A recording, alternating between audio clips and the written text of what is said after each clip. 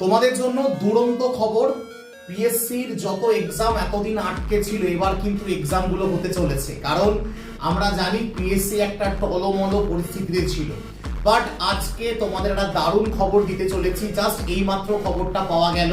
তোমরা এতদিন জানো পিএসসি তে কোনো চেয়ারম্যানই এতদিন ছিল না।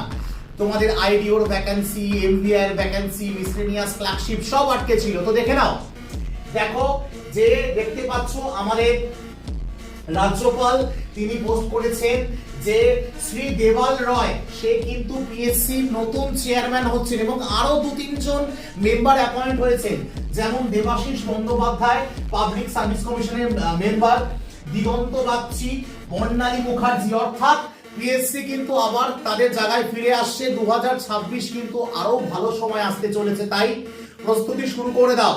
খুব শিগগিরই আইডিও কিন্তু খুব শিগগিরই আসবে, এই নিয়ে ডিটেল ভিডিও খুব শিগগিরই আসবে। যারা নতুন এলে চ্যানেলটাকে জয়েন করে দাও। জয় হিন্দ।